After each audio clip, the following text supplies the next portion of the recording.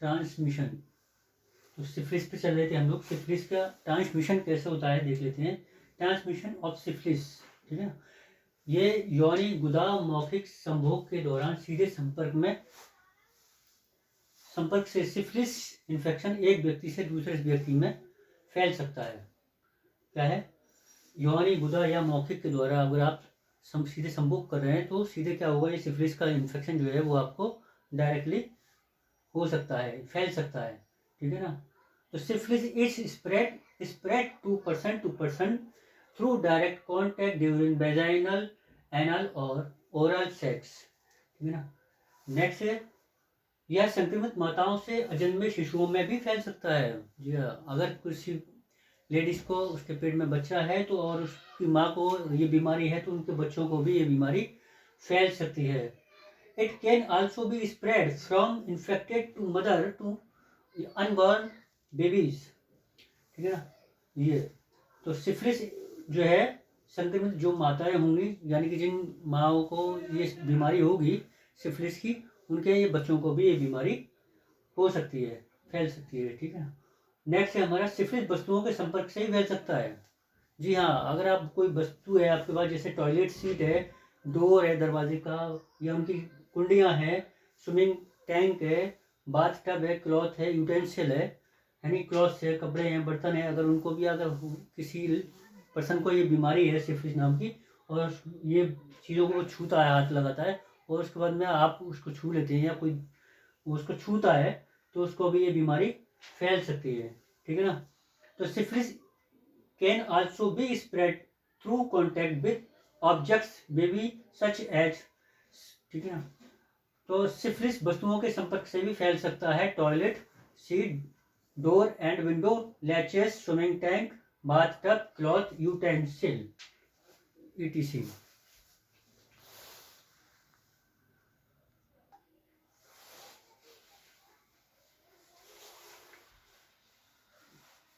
उसके आगे देखते हैं तो आ रहा है न्यूरोसिफिलिस, अकरसिफिलिस एंड ओटोसिफिलिस।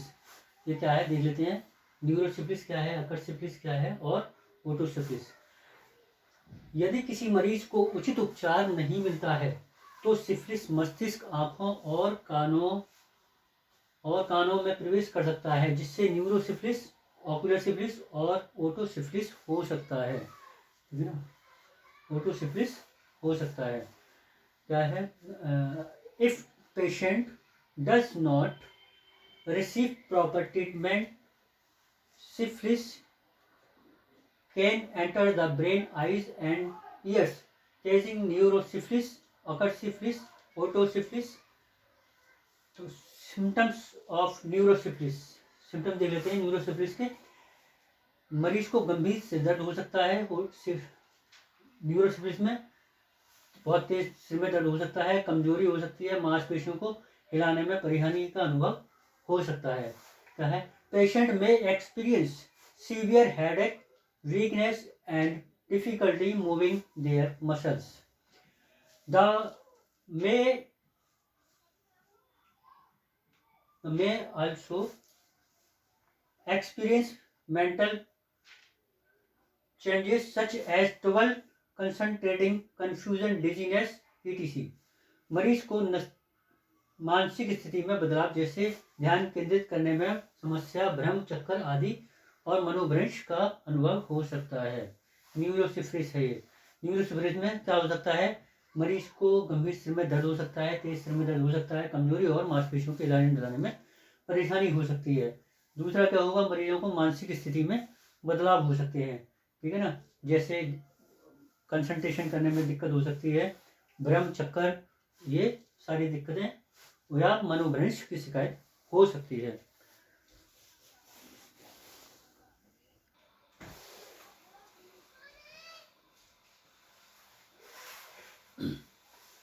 तो देखेंगे symptoms ocular syphilis. Symptoms of ocular syphilis. Ocular syphilis के सिम्टम्स देख लेते हैं क्या है। ऑक्यूलर सिफिलिस के लक्षणों में आंखों में दर्द हो सकता है, आंखें लाल हो सकती हैं, और दृष्टि यानी नज़र में बदलाव हो सकता है, या फिर अंधापन भी इससे आ सकता है। कौन सी सिफिलिस से? ऑक्यूलर सिफिलिस से। तो लिखेंगे सिम्टम्स ऑफ ऑक्यूलर सिफिलिस में include eye pain, redness of the eyes and vision changes और ब्लाइंडनेस। ऑक्यूलर सिफिलिस के लक्षणों में आंखों में दर्द, आंखों का लाल हो जाना और दृष्टि में बदलाव या अंधापन हो सकता है।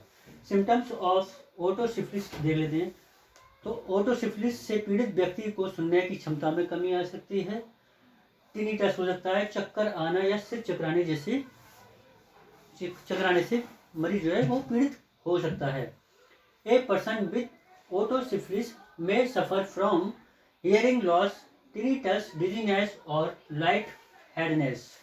अगर ट्रीटमेंट की बात करेंगे तो ट्रीटमेंट के लिए इसको एंटीबायोटिक दवाओं के द्वारा इसको ट्रीट किया जाता है। एंटीबायोटिक दवाओं में इसको डॉक्सीसाइक्लिन या सेफ्ट्रैक्सोन जैसी एंटीबायोटिक मेडिसिन दी जाती हैं और इसके आधार पर जो पेशेंट को सिम्टम्स हैं उसके आधार पर ट्रीटमेंट दिया जाता है। ठीक है ना। तो इसका पहला पसंदीदा डॉक्सीसाइक्लिन और सेफ्ट्रैक्सोन, ये इसके एंटीबायोटिक दवाइयाँ हैं जो इस मरीज में चलती हैं, जिससे ये खत्म हो सकता है। ठीक,